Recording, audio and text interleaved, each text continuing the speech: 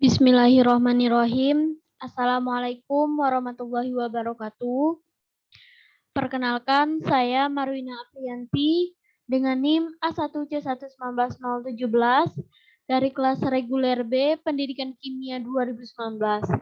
Nah, baik di sini, adapun tujuan saya membuat video ini adalah untuk menyelesaikan ujian tengah semester dengan mata kuliah Kimia Organik 3. Nah, baiklah, langsung saja di sini saya akan menjawab pertanyaan nomor 5, yaitu berdasarkan soal nomor 4, bagaimana cara mendeproteksi gugus fungsinya dan dasar pertimbangan pemilihan reagen yang paling tepat dari berbagai kemungkinan sehingga senyawa target sintesis dapat dihasilkan dengan rendemen yang tinggi. Baiklah. Nah, jika suatu gugus fungsi telah dilindungi, maka gugus fungsi tersebut kemudian harus kembali seperti keadaan awal ataupun seperti keadaan yang semula, yaitu dengan menghilangkan gugus pelindung yang ada dalam gugus fungsi tersebut. Nah, adapun ada 3 tantangan yang harus dipenuhi untuk merancang sebuah sintesis untuk senyawa tertentu.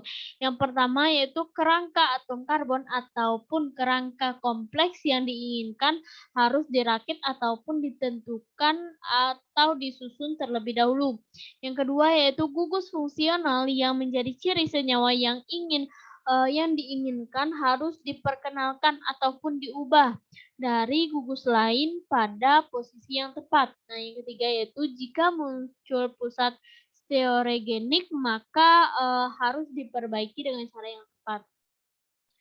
Nah, kemudian adapun hal yang dapat menyebabkan deproteksi gugus fungsi adalah adanya asam dan basa, logam berat, elektrolisis, dan lain sebagainya.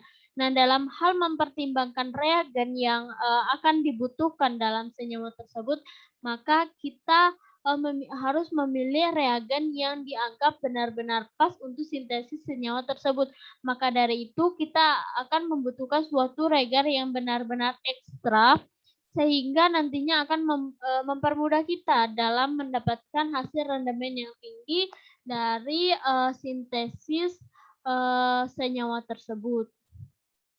Nah, kemudian dan juga adapun dasar pertimbangan reagen yang paling tepat dari berbagai kemungkinan sehingga dengan demikian target sintesis dapat dihasilkan yaitu dengan menghasilkan rendemen yang tinggi adalah pertama, rendemen gugus pelindungnya itu harus bereaksi secara selektif.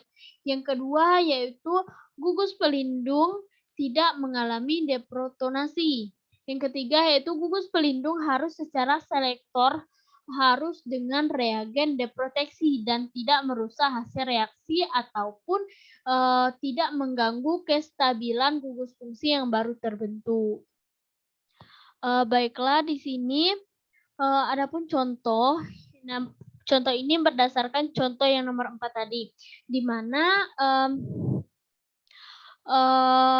pertama gugusnya ini dilindungi terlebih dahulu, di mana gugus fungsi yang akan dilindungi yaitu gugus fungsi primer OH, di mana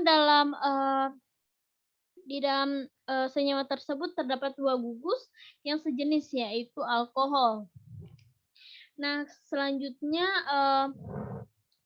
OH primer ini diproteksi yaitu dengan cara dilindungi. Selanjutnya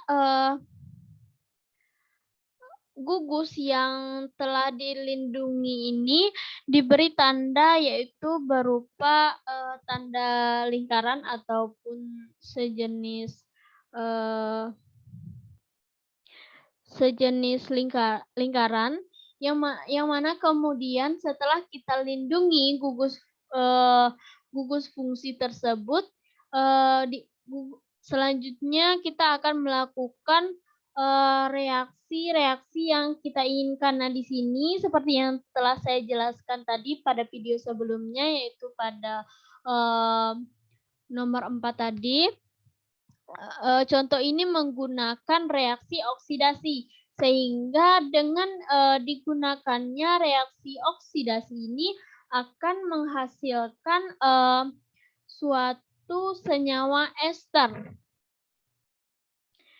Nah, dengan didapatkannya senyawa ester inilah yang akan dideproteksi, yang mana senyawa ester ini akan kita kembalikan seperti bentuk semula.